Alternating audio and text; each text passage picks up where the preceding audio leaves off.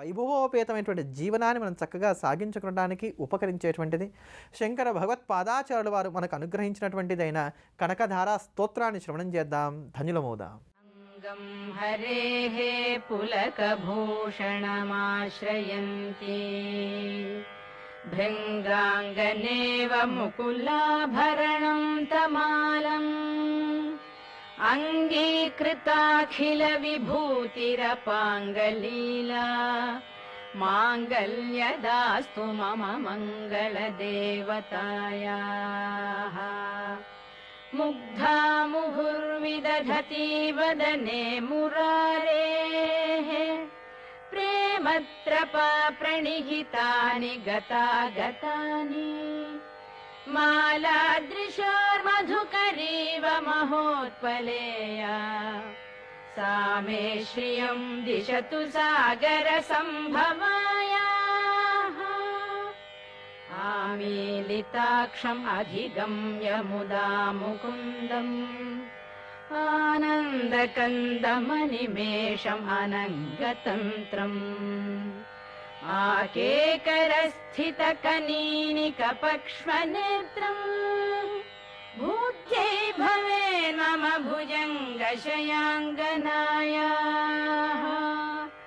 बाह्वन्तरे मधुजितश्रितकौस्तुभेया हारावलीव हरिनीलमयी विभाति कामप्रदा भगवतोऽपि कटाक्षमाला. कल्याणमावहतु मे कमलालयायाः. कालाम्बुदालिललितो रसिकैटभारेः धाराधरे स्फुरति या तडिदङ्गनेव.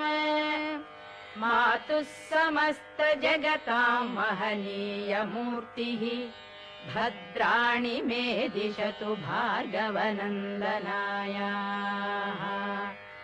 प्राप्तं पदं प्रथमतः खलु यत्प्रभावात् माङ्गल्यभाजि मधुमाथिनि मन्मथेन मय्यापतेत् तदिह मन्थरमीक्षणार्थम्.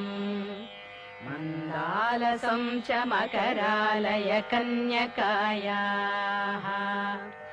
विश्वामरेन्द्रपदविभ्रमदानदक्षम् आनन्दहेतुरधिकं मुरविद्विषोऽपि ईशं निषीदतु मयि क्षणमीक्षणार्थम्. इन्दीवरोदर सहोदरमिन्दिरायाः. इष्टाविशिष्टमतयोऽपि यया दयाद्रदृष्ट्या त्रिविष्टपपदं सुलभं लभन्ते. दृष्टिः प्रहृष्टकमलोदर दीप्तिरिष्टाम् पुष्टिं कृषिष्ट मम पुष्करविष्टराय. మనం గత కొద్ది రోజులుగా నారాయణీ స్తోత్రం యొక్క వైశిష్ట్యాన్ని గురించి తెలుసుకుంటున్నాం కదా. ఆ క్రమంలో ఈ రోజున మనకు మేధస్సును అందించేటువంటి నారాయణీ స్తోత్రంలో ఉండేటువంటి శ్లోకాన్ని గురించి తెలుసుకుందాం. ఇది కేవలం మేధస్సునే కాదు, అనేకమైనటువంటి వాటిని మనకు అనుగ్రహిస్తుంది. ఈ శ్లోకం చాలా విశిష్టము విశేషమైనటువంటి స్తోత్రం. ఇది ఈ స్తోత్రంలో ఉన్నటువంటి 13వ శ్లోకం. బ్రహ్మగారి యొక్క శక్తి అయినటువంటి బ్రాహ్మీదేవికి నమస్కారం చేస్తూ ఉండేటువంటి శ్లోకం ఈ శ్లోకం. ఆ శ్లోకాన్ని ఒక్కమారు మనమందరం కూడా శ్రవణం చేద్దాం. హంసయుక్త విమానస్తే బ్రహ్మాణి రూపధారిణి కౌసుంభక్షరికే దేవి నారాయణీ నమోస్తుతే. హంసయుక్త విమానస్తే బ్రహ్మాణి రూపధారిణి కౌసుంభక్షరికే దేవి నారాయణీ నమోస్తుతే. హంసయుక్త విమానస్తే బ్రహ్మాణి రూపధారిణి కౌసుంభక్షరికే దేవి నారాయణీ నమోస్తుతే.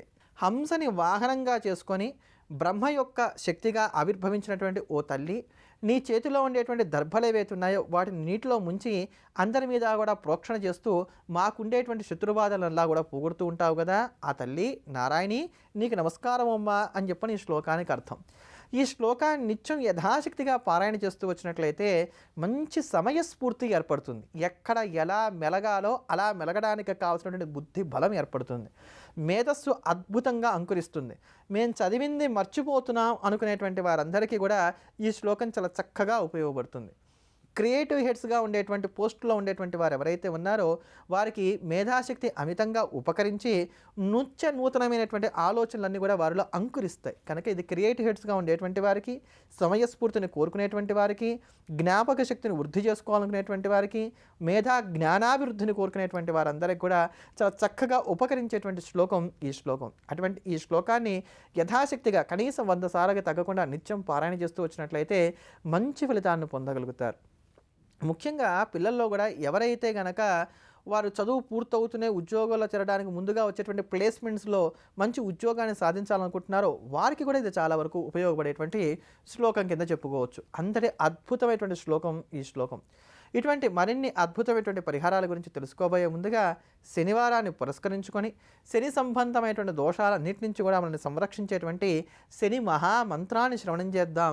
శనీశ్వరుడి యొక్క పరిపూర్ణమైనటువంటి అనుగ్రహానికి పాత్రులమవుదాం.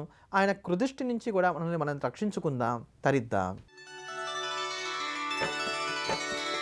నీలాంజన సమాభాసం రవిపుత్రం యమాగ్రజం ఛాయామార్తండ సంభూతం తం నమామి శనైశ్చరం.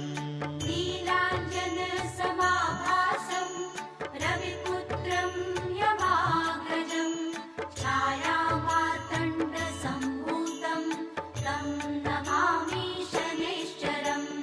నీలాంజన సమాభాసం రవిపుత్రం యమాగ్రజం ఛాయామార్తండ సంభూతం తం నమామి శనైశ్చరం.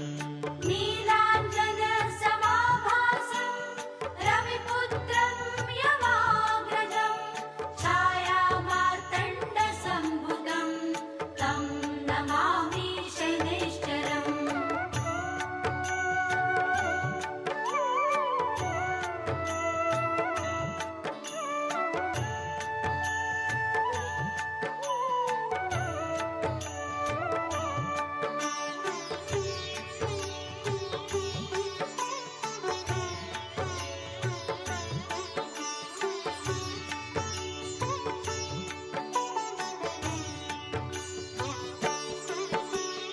నీలాంజన సమాభాసం రవిపుత్రం యమాగ్రజం ఛాయామార్తండ సంభూతం తం నమామి శనైశ్చరం. నీలాంజన సమాభాసం రవిపుత్రం యమాగ్రజం ఛాయామార్తండ సంభూతం తం నమామి శనైశ్చరం. నీలాంజన సమాభాసం రవిపుత్రం యమాగ్రజం ఛాయామార్తండ సంభూతం తం నమామి శనైశ్చరం. నీలాంజన సమాభాసం రవిపుత్రం యమాగ్రజం ఛాయామార్తండ సంభూతం తం నమామి శనైశ్చరం. మనం గత కొద్ది రోజులుగా వారాలలో ఏ రోజున అనారోగ్యం ప్రారంభమైతే దాని తీవ్రత ఏ ప్రకారంగా ఉంటుంది, అది తగ్గడానికి గాను మనం పాటించుకోదగినటువంటి పరిహారాలు ఏమిటి అనే అంశాల గురించి తెలుసుకుంటున్నాం కదా. ఆ క్రమంలో ఈ రోజున శుక్రవారం రోజు కనుక అనారోగ్యం ప్రారంభమైతే దాని తీవ్రత ఎలా ఉంటుంది, అది ఎన్ని రోజులకు తగ్గుతుంది, దానికి మనం పాటించుకోదగినటువంటి పరిహారం ఏమిటో తెలుసుకుందాం.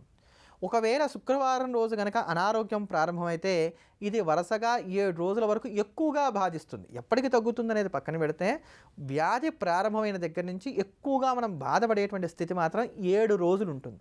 ఈ 7 రోజులు కూడా ఇది అమితంగా బాధించడానికి అవకాశం ఉంటుంది. కనుక ఇటువంటి ఈ దోషాలు ఏవి కూడా ఏర్పడకుండా ఉండటానికి పసుపు కలిపినటువంటి అన్నంతో ఎవరైతే అనారోగ్యంతో బాధపడుతున్నారో వారికి తల నుంచి పాదం దాకా, పాదం నుంచి తల దాకా చక్కగా దిగరుచి వాటిని రోడ్డు మీద సంచరించేటువంటి జంతువులు ఏవైతే ఉన్నాయో కుక్కల వంటివి వాటికి ఆహారంగా వేసేయాలి అన్నాన్నంతా కూడా. అలానే శుక్రగ్రహ కవచాన్ని రోజు కూడా పారాయణ చేస్తూ రావాలి.